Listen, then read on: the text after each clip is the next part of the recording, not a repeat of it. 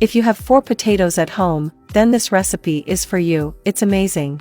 I will start by cutting half a kilo of potatoes, first in strips and then in very small cubes.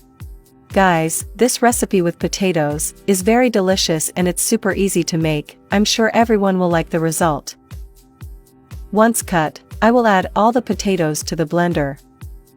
Then I will add a cup of milk, 2 tablespoons of oil, 3 eggs, and I'm going to season by adding a teaspoon of salt, a pinch of black pepper, and I'm going to blend at maximum speed until I get a homogeneous mixture. When it's like that, I'm going to add a cup of all-purpose flour, but slowly so as not to strain the blender. Once the flour is well integrated, I will turn off the blender and set this mixture aside. Next, in a frying pan I will add a little oil. Then I will add a medium onion, cut in small cubes, and I will fry it very well for a few minutes. Once the onion is well fried, I will add 500 grams of ground beef. And I will season it by adding a teaspoon of salt, a teaspoon of oregano, 1 teaspoon of paprika powder, 1 teaspoon of garlic powder, a pinch of black pepper. And I will mix very well to incorporate these ingredients. At this moment I would like to know from which country or city you look at us to send you a special greeting in the next recipe. The greeting in today's recipe is for Milagros Fajardo from Philippines, also for Linksana from Australia, and Monica Went from New York. Thank you for always seeing and enjoying our recipes. Once the meat is well seasoned, I am going to add half a red bell pepper, half a green bell pepper in the same way, cut in small cubes. And I am going to cook over low heat for 3 minutes.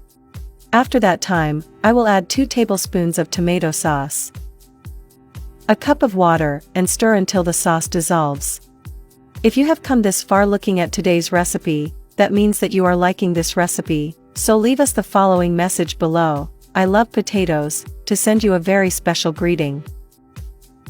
When it is like this, I will add some dehydrated parsley, and our ground beef is ready. Now in another pan, I will add some butter, and stir constantly until it melts. Once melted, I will add some of the mixture from the blender, and spread it all over the pan, as I am doing, and I will let it cook over low heat for about 3 minutes. When it's browned I'll flip it over to brown the other side, but here I'll add a little bit of the ground beef that we cooked. I will also add some grated mozzarella cheese. And finally a pinch of oregano on top of the cheese. I will close our crepes as follows, and let them cook until the cheese melts. And now our potato crepes are ready. Look how delicious they are, but I would like you to rate this recipe from 0 to 10 to know if you like the result. Thank you for watching this recipe until the end. I hope you liked the result. Tell me if this is the first time you see one of my recipes. And if so, do not forget to subscribe on